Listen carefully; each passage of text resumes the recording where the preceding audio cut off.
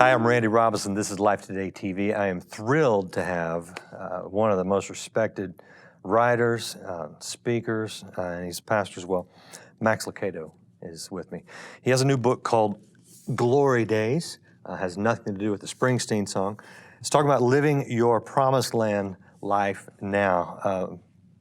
Max, it's great to have you here. Thank you, thank you. And I love the subtitle, Living Your Promised Land Life Now, because the Promised Land we typically think of as an Old Testament concept of Israel, but you're saying that there's something that's relevant to us now. Yeah.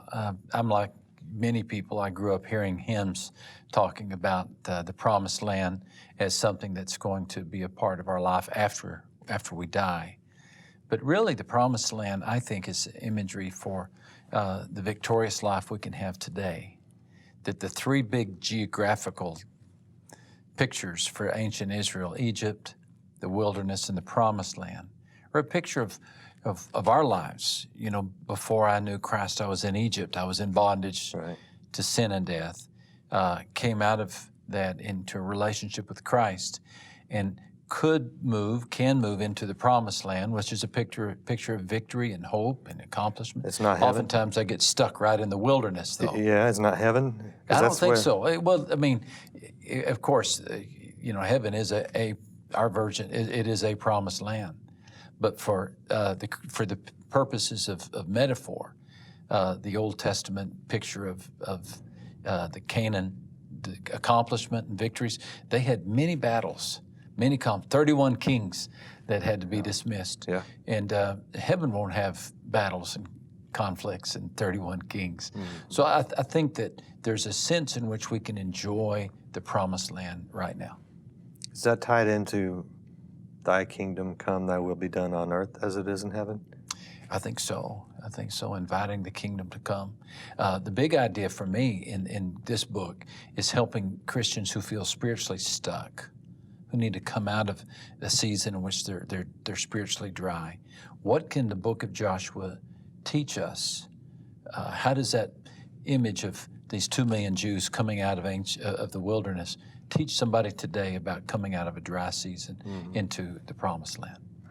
You know, the thing that kept the Israelites out of the Promised Land in the Old Testament was unbelief. You know, listening to the bad reports of the 10 spies that said we can't get there. We can't overcome the obstacles. Do you think that carries over as well? The word that appears, the key word that appears most common in Joshua is inheritance. They didn't conquer the land, they inherited the land. God had promised the land to them. And so the word inheritance appears in one form or another about 60 times.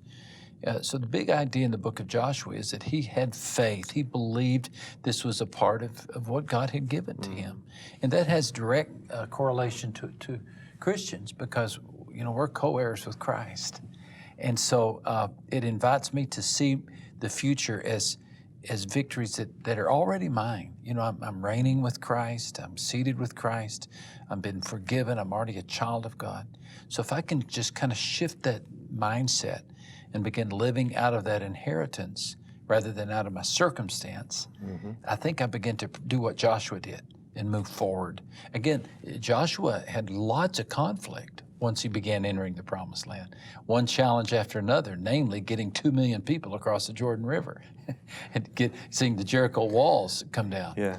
But he saw victory after victory. And I think that's what God offers us. There's a little bit of a dichotomy here because you're saying that the victories in the Old Testament and in the New Testament were won by God or Christ, yet there was still a fight that had to take place. If it's already won, why fight? You know, I found a phrase once that said that Joshua fought from victory, not for victory. He fought from victory, not for victory. He fought from victory. He knew that there would be a victory. He didn't know exactly how it would happen. Maybe the perfect picture of this, or the best picture of this, is the signature story of Joshua, and that's Jericho.